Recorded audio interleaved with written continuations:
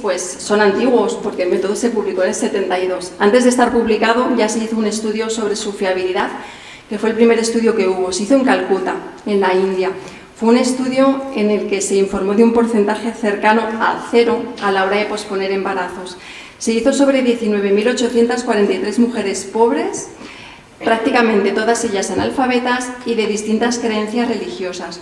Además de demostrarse una eficacia superior al 99% a la hora de espaciar nacimientos, se demostró que el 70% de las mujeres habían aprendido a utilizar el método Billings en el primer mes de observación sin necesidad de seguimiento en los meses posteriores. Por lo tanto, este estudio demuestra que no hay que tener estudios universitarios para poder utilizar el método Billings para posponer o para intentar conseguir un embarazo.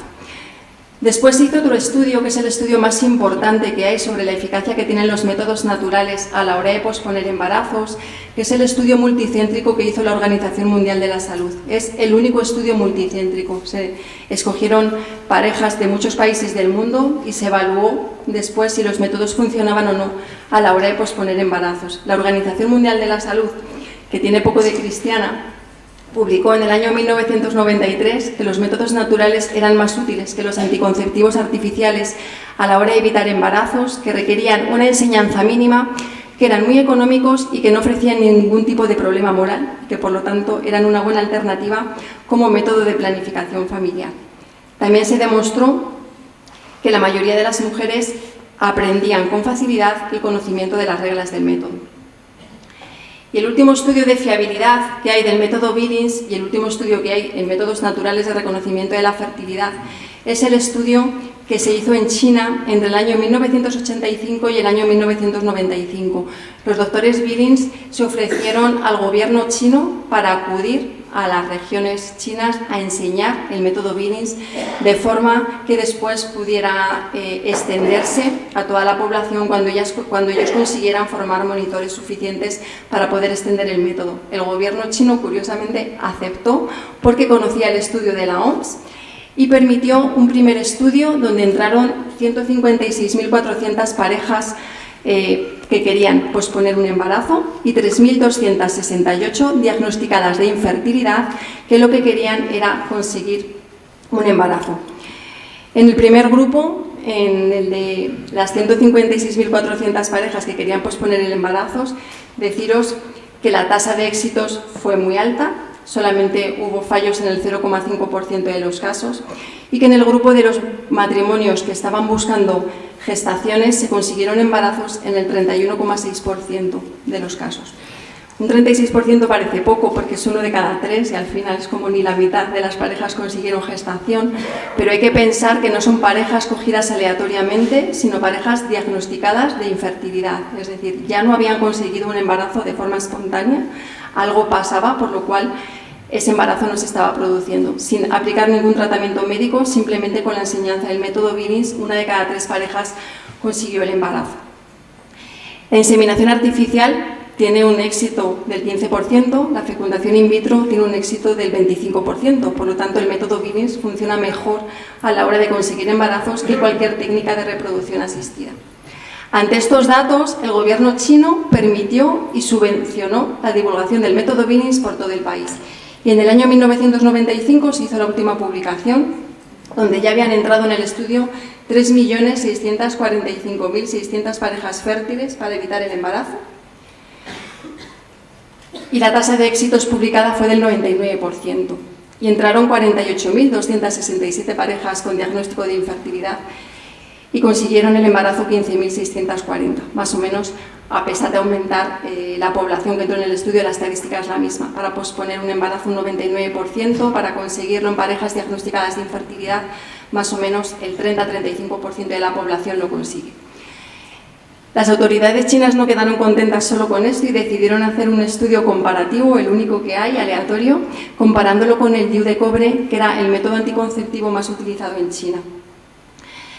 Entraron 1.556 mujeres fértiles de diferentes niveles educativos en el estudio y fueron clasificadas en 2 grupos, en una relación de 3 a 2. 992 parejas para utilizar el método Billings para posponer embarazos, 662 se pusieron un DIU de cobre para evitar la gestación.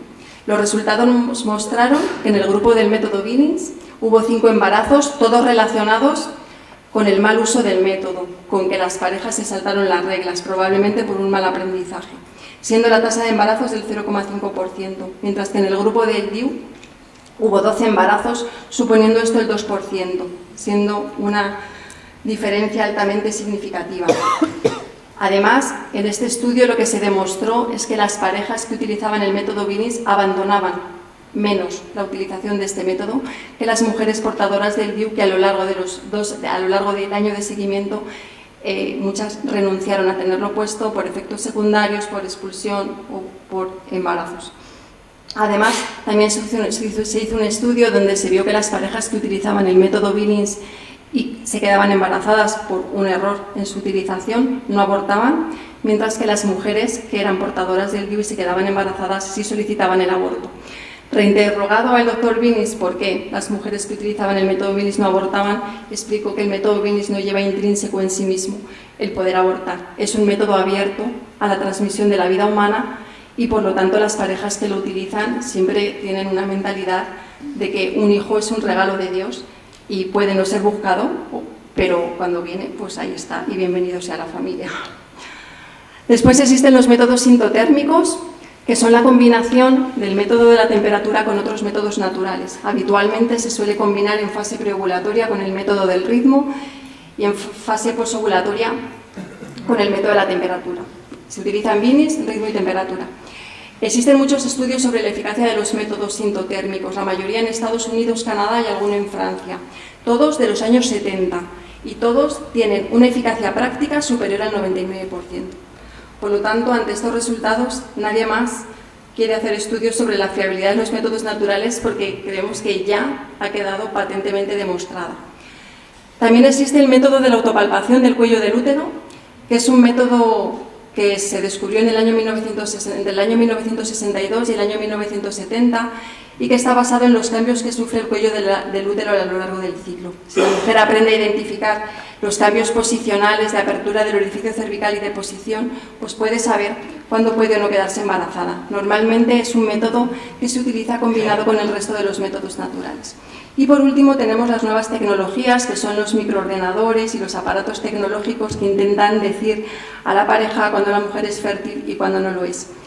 El primero que salió fue Fertifácil, que es un microscopio con el que puedes mirar cómo cristaliza el moco cervical o la saliva, se puede hacer de las dos maneras. El BioSelf, que es un método que integra el método de la temperatura corporal basal. Después salió el ClearBlue anticonceptivo, que ese está ahora mismo de venta en España y lo tienen casi todas las farmacias. Es este de aquí. Es un microordenador que hace 8 determinaciones en el ciclo de la mujer con la primera orina de la mañana, midiendo estrógenos y LH, y que mediante señales luminosas le dice a la mujer si está en un día fértil o en un día infértil. Y después salió el ClearBlue monitor de fertilidad, que es este otro, que es del mismo laboratorio, un laboratorio inglés, que se ha diseñado para intentar ayudar a las parejas a conseguir embarazos. Es un monitor que mide con un 99% de eficacia el pico de estrógenos y LH, por lo tanto el pico ovulatorio, y da 3 tipos de información: cuando la mujer está en fertilidad baja, cuando tiene fertilidad alta y cuál es el día de máxima fertilidad. Por lo tanto, el matrimonio puede saber cuál es el día de máxima fertilidad por la mañana para intentar optimizar los días para mantener relaciones sexuales y que se pueda conseguir el embarazo cuando de una forma espontánea, en un plazo relativamente razonable, no se ha conseguido. Yo sí que os puedo decir que utilizando el ClearBlue monitor de fertilidad en mi consulta, con más de 200 parejas en lista de espera para reproducción asistida, en el plazo de 6 meses el 72% se han quedado embarazados. ¿Eso qué quiere decir? Pues quiere decir que la mayoría de las mujeres que se someten a técnicas de reproducción asistida no las necesitan. Muchas veces es estrés y que el monitor te diga que eres fértil es suficiente para que te quedes embarazada. Muchas veces ver en el momento de la ovulación puede indicar algún déficit hormonal que puede tratarse de forma externa, y solucionar la causa de la infertilidad soluciona que la pareja pueda conseguir ese embarazo y los siguientes. La reproducción asistida no. La reproducción asistida a lo mejor te da un hijo, pero cuando quieres un segundo no te ha solucionado el problema de fertilidad que tenías. Actualmente